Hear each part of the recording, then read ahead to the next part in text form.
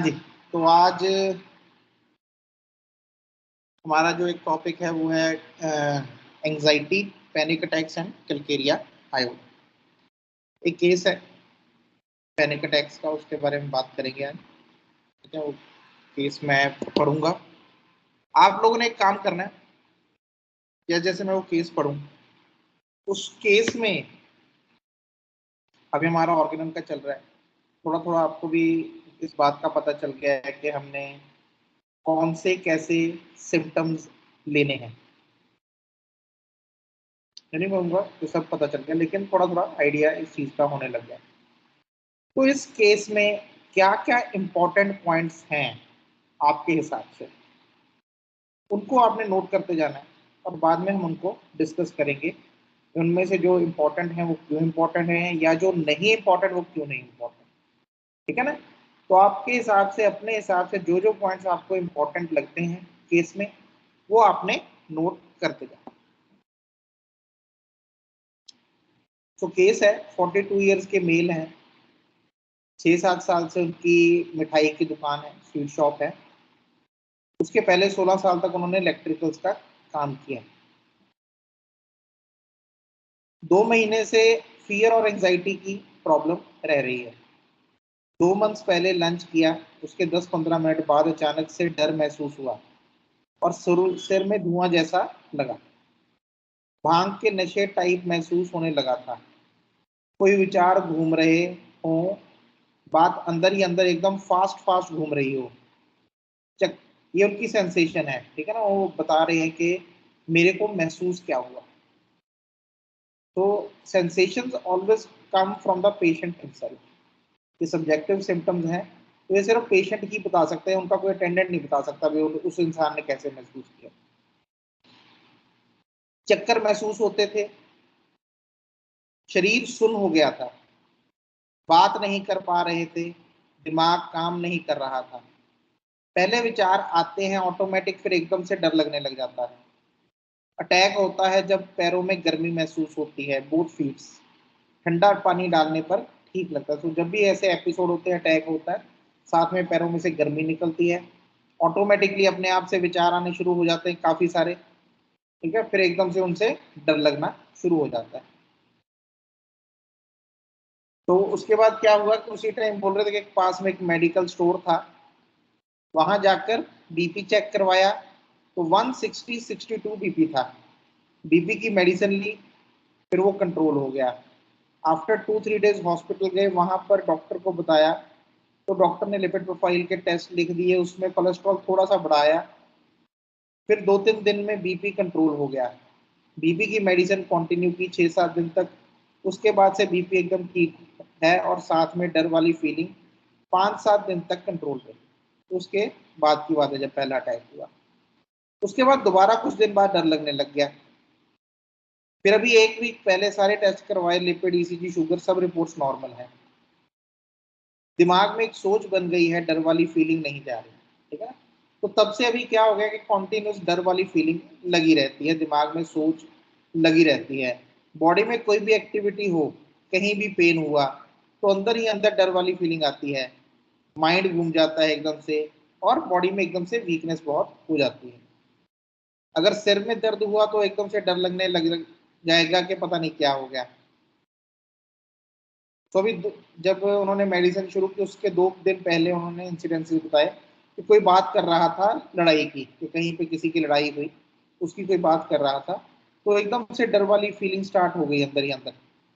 फिर बात किया, माइंड अवॉइड किया, तब थोड़ा रिलैक्स हुआ। कई बार एपिसोड 10-15 मिनट चलेगा, फिर रिलैक्स होगा। अभी भी दिन में 1 या 2 बार ऐसा होता है। कभी कभी खाने के बाद आराम मिलता है, कभी नहीं मिलता है।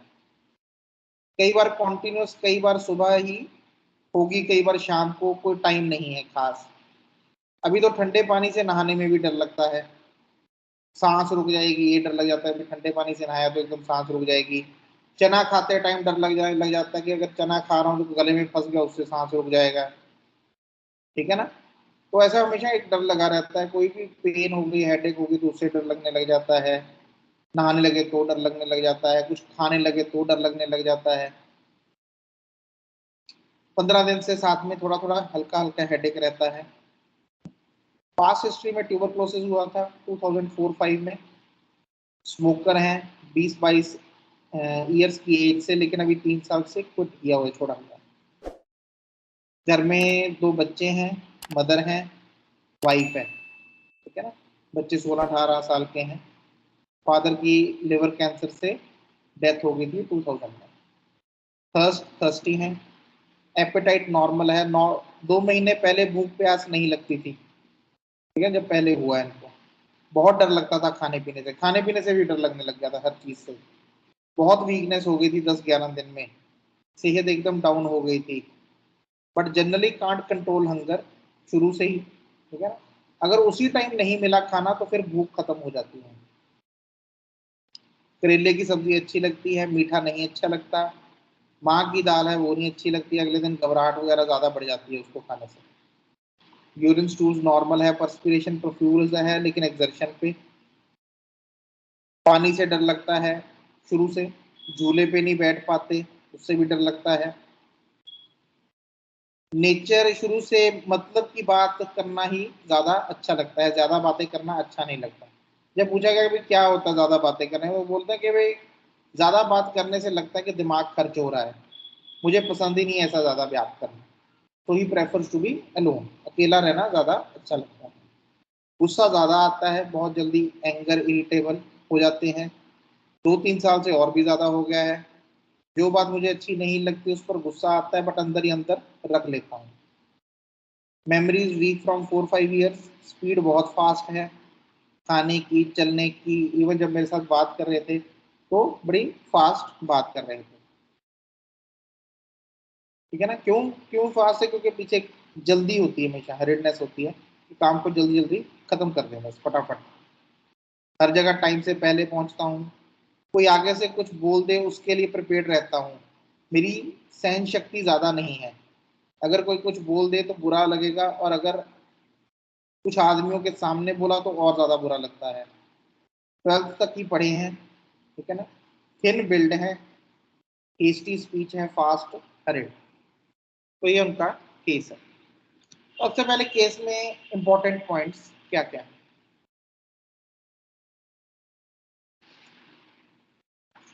हाँ जी। गुड इवनिंग भैया। जो हाँ जी, good evening। अटैक है वो हार्ट बीट के साथ स्टार्ट होते हैं। हाँ जी। जो उनकी पैनिक अटैक है वो हार्ट बीट के साथ स्टार्ट होते हैं, मतलब हीट बीट में। एंजाइटी के साथ हॉट फीट होते हैं, ठीक है, ठीक है जी।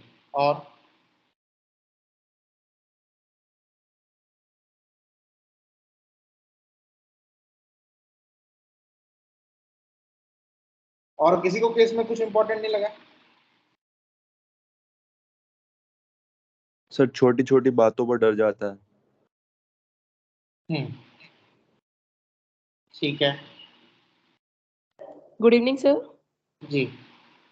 सर नहाने से बाद से सांस रुक जाता है, ऐसा फील होता है। चना खाने से फील होता है कि सांस रुक जाएगी। और सर जब एंजाइटी जब होती है तो भांग जैसा लगता है कि भांग कुछ खा लिया है, भांग टाइप का कुछ। तो क्या लेंगे इसमें, मतलब क्या इंपॉर्टेंट है? सर कि कि भांग ब्रीथलेसनेस हो रहा है इसमें, ब्रीथलेसनेस हो रहा है नहाने के बाद, या फिर नहाने से ब्रीथलेसनेस हो रहा है कि सांस रुक जाएगी ऐसा लग रहा है। तो सर वो ये तो काफी डर इम्पोर्टेंट है। होता नहीं उनको, उनको डर होता है कि भी हो ना जाए। जी। वो तो जैसे उन्होंने बोल ही दिया कि छोटी छोटी बातों से डर लग रहा है, अगर हम उसको जनरली देखें। जब बहुत सारी चीजों से डर लगता है ना, तो फिर एक डर नहीं उठाते कभी भी, उसको जनरलाइज करने की कोशिश करते हैं, जी। ठीक है ना। वो एक जनरल है कि उनको छोटी चीजों से डर लगता है। किसी ने लिखा है कि टीबी की पर्सनल हिस्ट्री है, वो इम्पोर्टेंट है। चलिए ठीक है। तो सर कोई भी डिजीज बढ़ने से उन्हें डर लगता है, फियर ऑफ इम्पेंडिंग डिजीज। हाँ जी। कोई भी डिजीज उनको ऐसा लगता है, उनका कोई भी पेन है तो उनको लगता है कोई मुझे ये ना हो जाए, कोई डिजीज भी बढ़ ना जाए तो उनको लगता है कोई किसी भी चीज में डर लगता है, कोई भी हेडेक हो रहा है तो वो आगे बढ़ ना जाए। और जैसे कि मैंने पूरे केस में कहीं पे भी ये जिक्र नहीं किया कि उनको किसी बीमारी से डर लगता है, ठीक है ना। इसी बात की मैं हर बार बात करता हूँ कि स्पेकुलेट नहीं करना हमने कि वो ऐसा सोचते होंगे, ठीक है। मैंने पूरे केस में ये नहीं बोला कि उनको किसी बीमारी से डर लगता है, या जब उनको हेडेक होता है तो उनको ये लगता है कि मेरे को कोई और बीमारी ना बन रही हो। तो इनकी स्पीड फास्ट है, हरीड है, सहन शक्ति इनकी कम है, और इनकी सहन शक्ति जैसे कि कम है हाँ ठीक है, और वो आप कह बर्दाश्त सकते नहीं कर पाते हैं। हैं, लेकिन स्पीड एक फास्ट है। हमेशा ध्यान रखनी है कि स्पेकुलेट नहीं करना है, ऐसे नहीं उठा लेना fear of impending disease.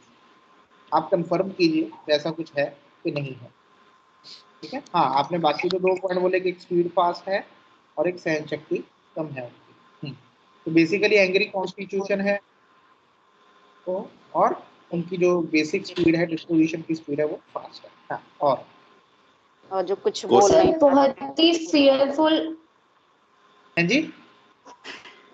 Sir बहुत ही फियरफुल, टिमिड और वीक मतलब वीक विल्ड रेमेडी है कि जैसे ही उसको कुछ होता है तो वो फटाफट रिसोर्सेज के लिए भागना शुरू कर देता है, और फुल ऑफ फियर से वो भी टिमिडिटी और उसका जो मतलब वीक नेचर है अंदर से वो शो करता है। चलिए मैं यहीं पे एक बार रोक के ना आपसे बात करता हूँ जनरली सबसे। विल और फियर ये दो अलग अलग चीजें हैं। क्या इनको ऐसे हमें लेना चाहिए कि कोई भी एंजाइटी या पैनिक अटैक वाला इंसान है तो he has to be weak wild?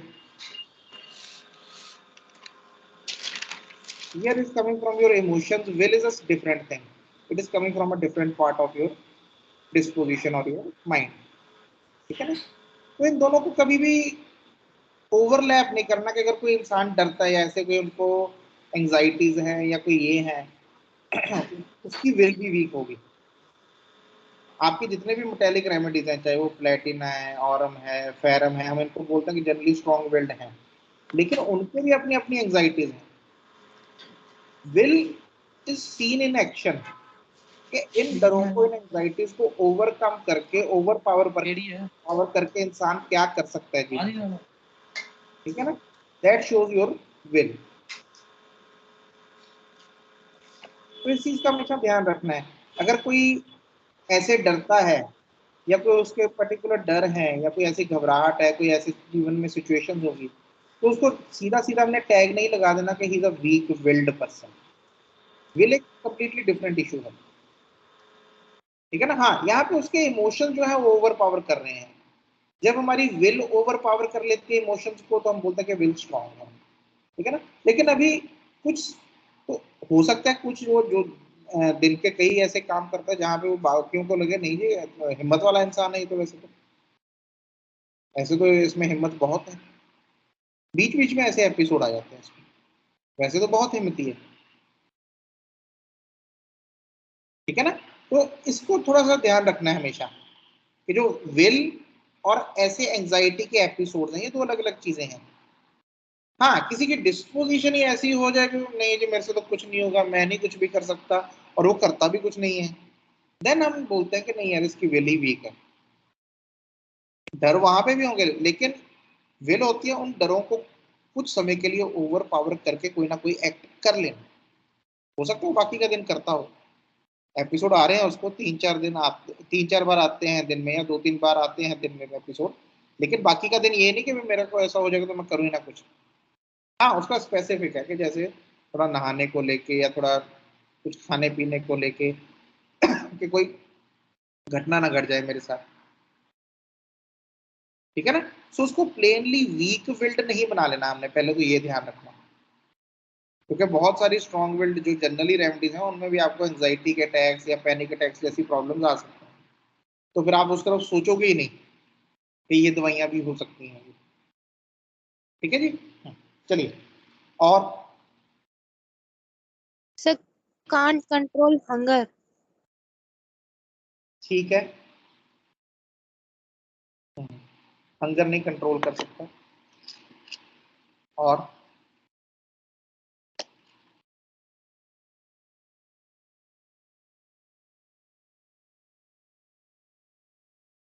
Sir thirsty है और पानी से डर लगता है, झूले पर भी नहीं बैठ पाता है। स्पेसिफिक मैंने अभी बोला आपको, अभी हम फियर नहीं लेंगे क्योंकि ये एक उसकी ओवरऑल जो एंजाइटीज जी। हैं इसी का पार्ट है। जी सर। सर ज्यादा बातें करना उससे नहीं पसंद। ठीक है, दिमाग इंट्रोवर्ट रेमेडी है, रिजर्व्ड रेमेडी है। और देखिए जब भी किसी भी केस में कोई सिम्टम कितना इंपॉर्टेंट है ये डिपेंड करता है उसकी इंटेंसिटी के ऊपर कि और सिम्टम की इंटेंसिटी कैसी है, वो सिम्टम अनकॉमनली या स्ट्राइकिंग कितना है, ठीक है ना। ये डिसाइड करता है कि कोई भी सिम्टम इंपॉर्टेंट या उसकी वैल्यू कैसे बढ़ती है किसी भी केस में। अब इन सब सिम्टम में आपने में से कईयों ने कई सिम्टम बोले, एक सेंसिटिव टू क्रिटिसिज्म भी लिखा हुआ है, ठीक है। मैं हर बार बोलता हूँ कि मेरे को एक इंसान दिखाओ दुनिया में जो सेंसिटिव टू क्रिटिसिज्म नहीं है, जिसमें it is a very common thing, ठीक है ना। So go for things which are uncommon, go for things which are striking, go for things which are characteristic. और वो इंटेंसिटी के ऊपर डिपेंड करता है सिम्टम की, कि कोई भी सिम्टम कितना इंटेंसिफाइड है किसी में, ठीक है। अब ये जो पर्टिकुलर केस अगर इसमें हम देखें, ये जो डर है उसके, ठीक है ना, अभी हमने बात की, अभी नहाने से भी डर लगता है कहीं सांस ना रुक जाए, कोई खाने से डर लगता है कोई चीज गले में ना फंस जाए, ठीक है ना। माँ की दाल खा लो जी तो अगले दिन घबराहट बहुत होती है, इसलिए फिर उसको भी खाने से डर लगने लग जाता है, ठीक है ना। There is basically fear of very small small things. कोई बड़े वो नहीं, किसी ने लड़ाई की बात कर ली, जो उनकी लड़ाई होगी उससे डर लगना शुरू हो गया, ठीक है ना। तो नॉर्मल बातें हैं ना, नॉर्मल चीजें हैं। सर्दियों में हम नहाते हैं अगर ठंडे पानी से, थोड़ा सा एक बार तो होता ही है, सबको ही होता है, वो नॉर्मल है, उसकी तो आदत पड़ी होती है हमें शुरू से। थोड़ी ठंड लगती है एकदम से ऐसे, हाँ, सांस एकदम होता है, उसकी तो हमें आदत पड़ी हुई है, बच्चे को भी होता है छोटे से, लेकिन वो डरता नहीं है ऐसे। तो छोटी छोटी चीजों से डर लगने लग गया है, बहुत छोटी चीजों से। This shows the intensity of the symptom, कि ये चीज जनरली होती नहीं है तो सभी करते हैं, इनको क्यों डर लग रहा है इन चीजों से, ठीक है ना। सो एंजाइटी फ्रॉम ट्रिफल्स, छोटी छोटी चीजें जो हैं वो एंजाइटी, वो डर पैदा कर रही है अंदर, पहली तो ये चीज है। दूसरा किसी ने बोला था कि एंजाइटी के साथ पैरों में से सेक निकलता है, ठीक है ना।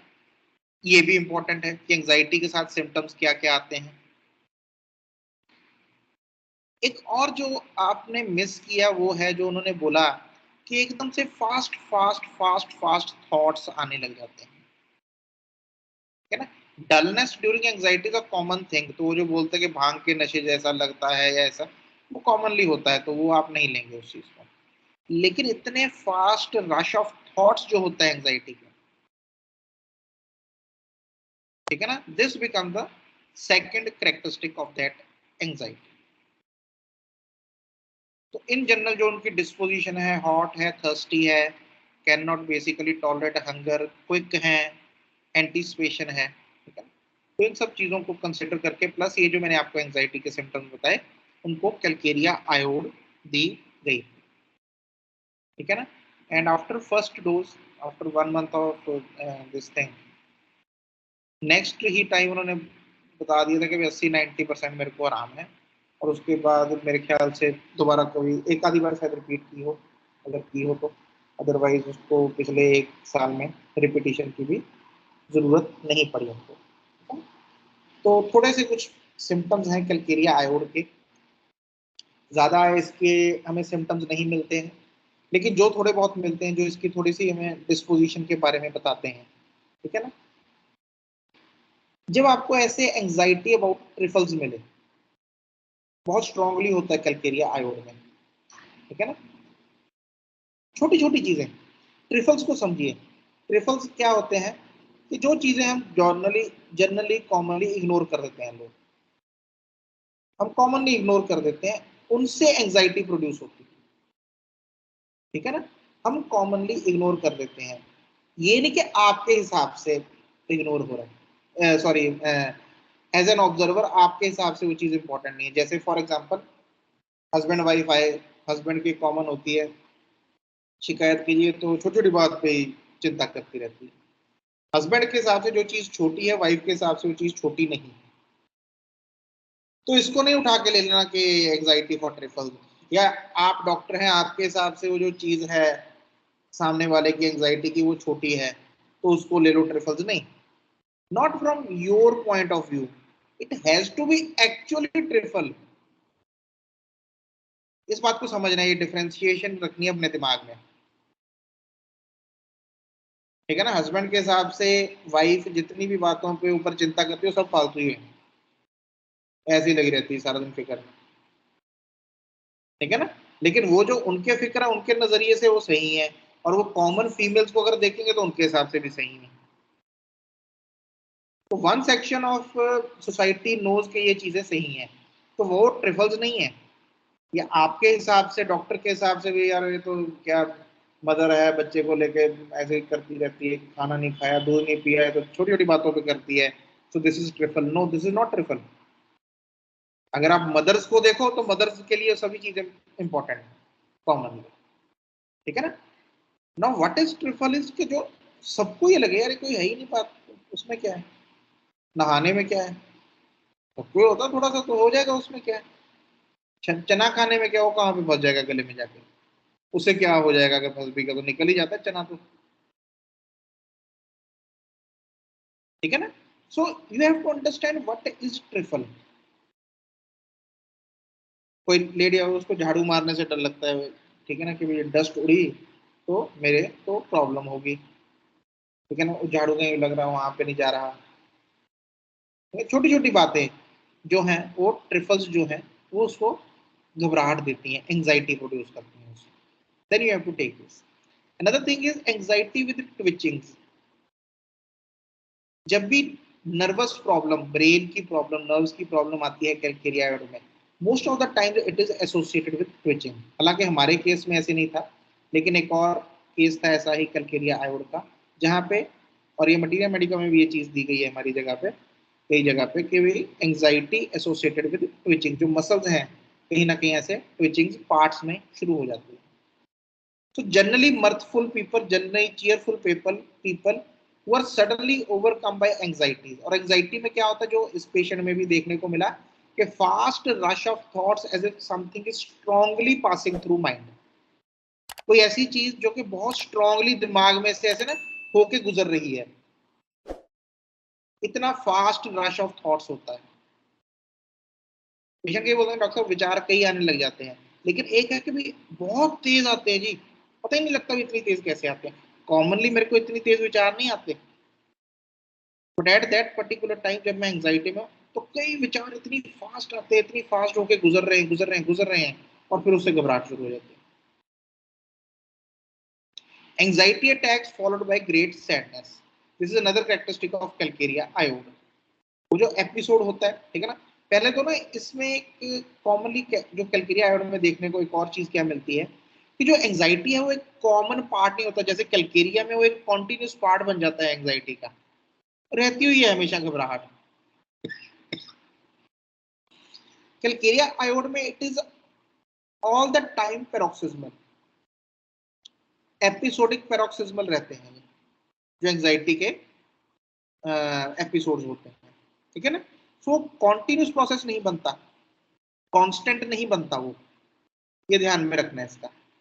सो and they are always followed by great sadness, बहुत लंबी उदासी साथ में आती है। Heat from parts when anxious, जैसे कि इसमें पैरों में से सेक निकलता है, कहीं पे भी हो सकता है, वो बोल सकता है चेहरे में से निकलता है मेरे सेक, ठीक है ना, ये आयोडियम का कैरेक्टरिस्टिक भी है, तो उसको हीट पार्ट्स में से महसूस होती रहती है, भी निकल रही है मेरे। सो जो एंजाइटी की पिक्चर आती है कैलकेरिया आयोड में, वो कुछ ऐसी आती है जो उसके कैरेक्टरिस्टिक्स रहते हैं। अगर इनमें से आपको 2, 3, 4 सिम्टम उसमें मिल रहे हैं उसकी एंजाइटी में, ठीक है ना, स्ट्रांगली मिल रहे हैं, इंटेंसिफाइड मिल रहे हैं, then you can think about calcarea iod along with the disposition he has to be fast, quick, hot, thirsty people, angered very easily, बहुत जल्दी गुस्सा आता है इनको, जनरली इम्पेशेंट होते हैं, खाने में जो है वो इम्पेशेंट है, ठीक है ना। और ये जो इसमें सिम्टम था वो जनरली आपको कैलकेरिया आयोड और आयोडियम्स में भी मिलता है, क्या कि they are impatient for food but hunger suddenly vanishes if the food is not given immediately. अगर खाना एकदम से ना मिले तो भूख चली जाती है, ठीक है ना। फिर वो जो भूख है वो इरिटेबिलिटी, गुस्से का रूप ले लेती है। अगर उसको फिर पूछो भूख लगी है तेरे को, नहीं मेरे को नहीं भूख लगी, मेरे को भूख नहीं लगी।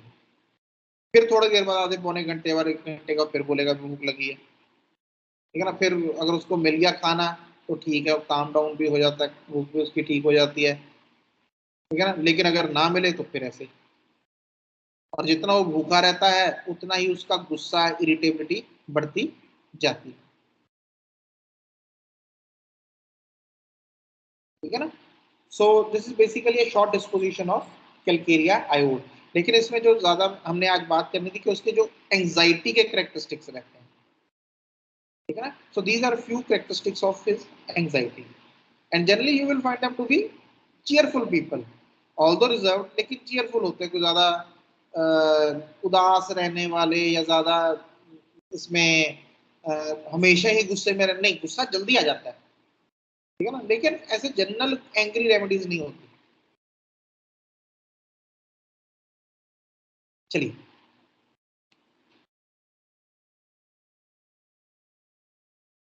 मैंने वो क्या शेयर ही नहीं किया था, अरे बता दूं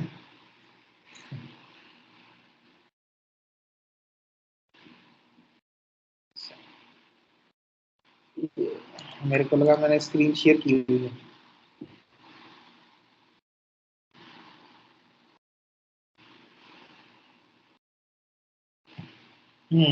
किसको ये स्क्रीनशॉट वगैरह लेना है, ले लीजिए इसका, स्लाइड्स का,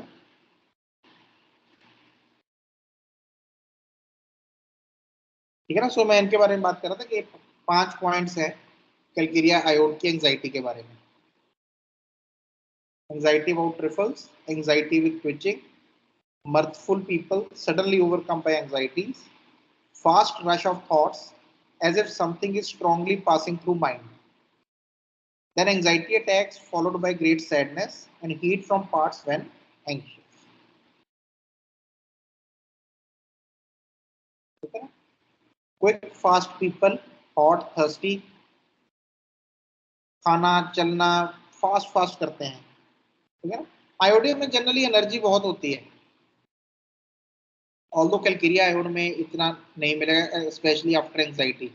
ग्रेट वीकनेस आफ्टर एंजाइटी, वो भी एक पॉइंट है इसका, ठीक है ना, कि एंजाइटी के बाद बहुत ज़्यादा वीकनेस आ जाती है, लेकिन बहुत और रेमेडीज भी हैं जिनमें ऐसा देखने को मिलता है, ठीक है ना। तो वो मैंने ज़्यादा मेंशन नहीं किया उस पार्ट के बारे में, क्योंकि वो हमें काफ़ी रेमेडीज में देखने को मिलता है कि बहुत वीकनेस आ जाती है आफ्टर दी एंजाइटी अटैक्स, ठीक है ना। सो सिमिलरली कैलकेरिया आयोड में भी ये होता है, but generally iodiums are more very energetic people.